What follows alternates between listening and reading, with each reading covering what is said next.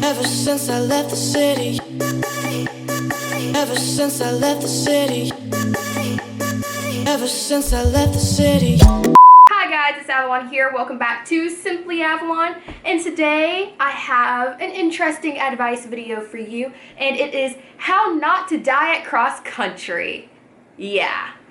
So some of you guys actually know I'm holding shoes. I'm sorry. That I actually just recently joined the cross country team at my school. Now, let me zoom up a little bit because I want this to be intimate because I'm helping you do something that I wish I would have known, okay? Yes, I recently joined the cross country team because I thought it would be a great way for me to get in shape before soccer, and also because I ran 2-ish to 3-ish miles every week during the summer, so I was like, this is like a combination of everything that I want to do. Well, there were some misconceptions that I totally didn't even know about that I want to go ahead and tell you now. Firstly, cross country, in case you don't know, especially if you are at a high school in Alabama, you run 3.1 miles at some sort of area. Usually it is outside, it's not on a track, it's not some set area. You're usually going to be hiking up, down, sand or dirt, or just in the woods somewhere, hoping that you're not about to die and have no one be out there. But that's cross country. It's probably one of the least known about sports, simply because all you do is run. You really aren't going against anyone else other than you yourself. And it's a very individual sport. But yeah, I have my notebook as usual over here with my tips and tricks, and let's just get started. So before you even start cross country, let's talk about the gear that you definitely need to have. A good pair of tennis shoes. Let me just tell you, this past Thursday, I accidentally rolled my ankle twice, the same ankle twice, because I kept on tripping over roots. Yeah, so you want to have a nice good shoe. Now at first, I was going to wear my Nike Zoom Pegasus 31s that look like this. And to be totally honest, I love these for running on pavement. But as I said before, cross country, you're not running on pavement. So these are not the best shoes. And also because they're really pretty, I just didn't want to get them dirty. So I don't wear these for cross country, but they're good running shoes. Then we have my old New Balance. You guys have probably, I'm not sure if I posted that video, but it was probably in a favorites video way back when. And it is the New Balance shoes. Let me see if I can find a name. Do you see how old these are? Yeah. It makes sense when you think about it. Oh, I've actually rubbed off the tag. That's actually kind of funny. But yeah, I'll put it down right here, the exact type of shoe that they are.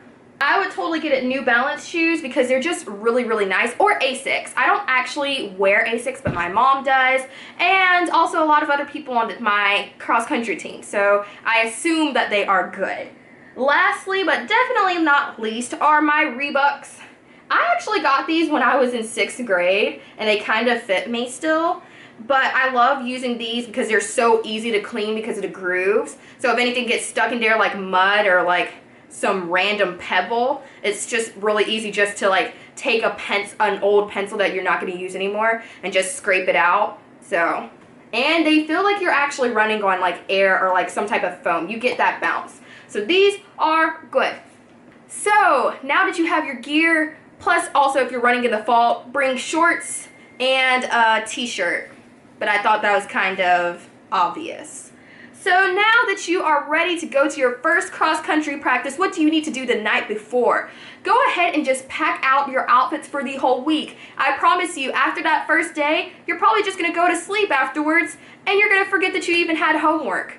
It's happened before. So try and get all your homework that your teachers may tell you in advance, get all that stuff done before the first practice, because you will get worn out doing that first run. Even me, I was running during the summer, and it was just so much different because since I run on pavement, it's an even surface, whereas mud, you're going up and down. I mean, you can go up and down with pavement too, but you get what I mean. You're going up and down, there's going to be hills going through the grass. It's just different surfaces, and it's a different running experience. The next thing that you can do is make sure to drink water. I cannot say this enough. I drank 2 bottles of water on my first practice, before my first practice, and I almost died. Kid you not. My face was all puffy, I was sweating, and we only ran 2 miles that day just because he was like, I'm gonna take it easy on you guys. Let's get you guys warmed back up for cross country. And yeah, 2 bottles is not enough. I suggest drinking 4. The days that I drank 4 water bottles, I did way better than the days that I drank 2 or even 1. Do not.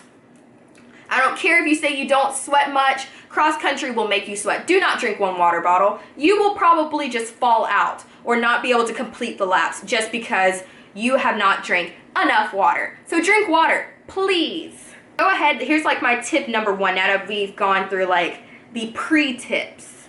So if you can, go ahead and just start running on the trails. I've already talked about how I like to run on pavement around my neighborhood, which is just really nice because it's an even surface. But if you are trying to prepare yourself for cross country, not track, it's better for you to go ahead and just get a feel for the trail the days before to practice, or even the summers before. You must run on pavement. I suggest you running 4 miles. Now, some people may be like, whoa. Avalon, didn't you just tell me that you only have to run 3.1 miles? The reason why you want to do that, you want to run 4 miles because it's easier to run on pavement than it is on the dirt surface or grass or sand that you'll be running on for cross country. So you might as well go ahead and get used to using that same amount of energy that you would with 4 miles on pavement, that you'd use that same amount of energy on 3.1 miles at cross country. I hope that makes sense. I know for varsity in Alabama, the cross country is 3.1 miles. And I'm pretty sure that's just for varsity at high schools, just in general. But you should make sure that you check it out before practice, just so that you know. So if it's like 4.1 miles instead of 3.1, I highly doubt it. Go ahead and run 5 miles on pavement just for you to get used to it. So next, invite your friends. Like, I kid you not, I actually invited one of my friends. Janina, if you're watching this, hey! And yeah, it made it so much better when she came to that one practice because we got to talk afterwards, and it was just more fun. Even though our coach doesn't really allow us to talk during our actual runs, it's fun getting to talk and laugh during the warm-ups and the cool down. The next thing that I also suggest is to set a music playlist. Now, our coach does not allow us to listen to music, or at least that's what I've heard. He never actually told us this. But I'm not even sure if you're actually allowed to use music at meets. I'm pretty sure you're not. But during practices, I know some coaches allow you to listen to music, so go ahead and get your music playlist set up before the first day of practice, because you don't want to be that one person trying to slowing down because you want to change the song while you're running. It's just not a fun thing. If you've already set up your music playlist, then you also need to set up your running app. Now, personally, I use Map My Run, and it's a great app because it will actually analyze your workout at the very end so that you know the times, how long your mile was, also how long your second and third mile was, and also when you slow down, when you start to speed up, the elevations that you go. So if you're going uphill, downhill, it's a really just all-around great app. And I don't even have the pro version, okay? So it gets better if you even buy the pro membership. Next after that, just to make sure you have fun and stretch. Stretch, okay? Do not be the person who rushes their stretches after the warm-up lap. I kid you not, that was me on Friday because I was just so tired and I was like, you know what? Gonna stretch 10 seconds, stretch 10 seconds, die 10 seconds. Because during the runs, you're like, oh, heck to the no. Whoa, what is wrong with my legs? Why can't I move them anymore? It's probably because you did not stretch out your muscles and warm them up. I'm sorry, but it's the truth. So make sure you stretch before practice and also stretch after practice. Because after practice is when you're going to feel that soreness come in. And it's really great for you to like shower so that your muscles are all warm, and then just start stretching afterwards, after your shower or something.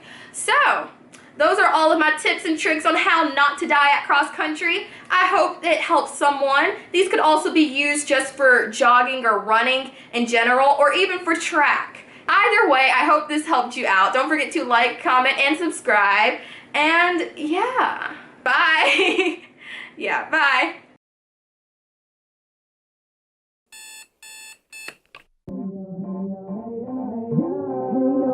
girl looks good.